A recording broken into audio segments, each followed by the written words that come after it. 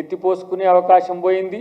ఈయన intake well తీసుకొచ్చేసి పాలమూరు రంగారెడ్డిని కేఎల్ఐకాన్ని పక్కనే పెట్టిండు, కల్వకుర్తి లిఫ్ట్ ఇరిగేషన్ పక్కనే. దీనివల్ల అక్కడి నుంచి తీసుకురాలేకపోతున్నారు, ఇక్కడి నుంచి తీసుకోవడానికి అవకాశం లేని స్థితి తెచ్చిండ్రు. కాబట్టి ఇవాళ కృష్ణా జలాల్లో ప్రత్యేకించి ఈ మోసం జరగడానికి కేసీఆరే కారణం.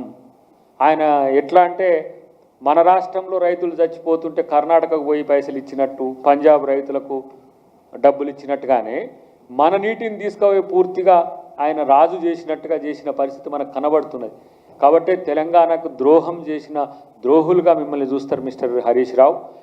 మీకు తెలిసి తెలియని మిడిమిడి జ్ఞానంతో మీకే తెలిసినట్టుగా మీరే అనుకొని చేసే ప్రకటనలు తెలంగాణ ప్రజలు నమ్మకండి అని చెప్పి నేను వారికి విజ్ఞప్తి చేస్తున్నాను. ఎందుకంటే ఇట్లాంటి పవర్ పాయింట్ ప్రజెంటేషన్లతోనే, ఇట్లాంటి అరకొర తెలివితోనే అట్లాంటి ప్రాజెక్టులు కట్టి 1,00,000 కోట్ల రూపాయల నికర నగదు మళ్ళీ కార్పొరేషన్ అప్పుల పేరు మీద మూడో టీఎంసీకి కూడా మళ్ళీ ఇంకో 3వ లైన్కి కూడా ప్రయత్నం చేసిండ్రు.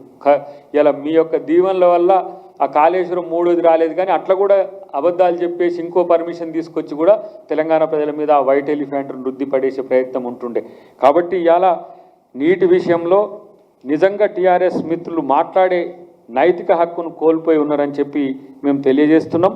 నేనంటున్నా, మిగులు జలాల్లో బచావత్ ట్రిబ్యునల్ ఏ వాటానిస్తే ఆ వాటాను తీసుకుంటాం.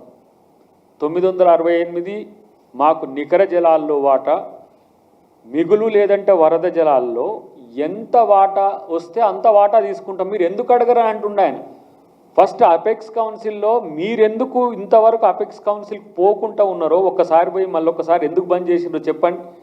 నేను ఇప్పుడు కేంద్ర ప్రభుత్వాన్ని మేము డిమాండ్ చేస్తున్నాం. అపెక్స్ ఇప్పుడు 2 ముఖ్యమంత్రులతో కలిసి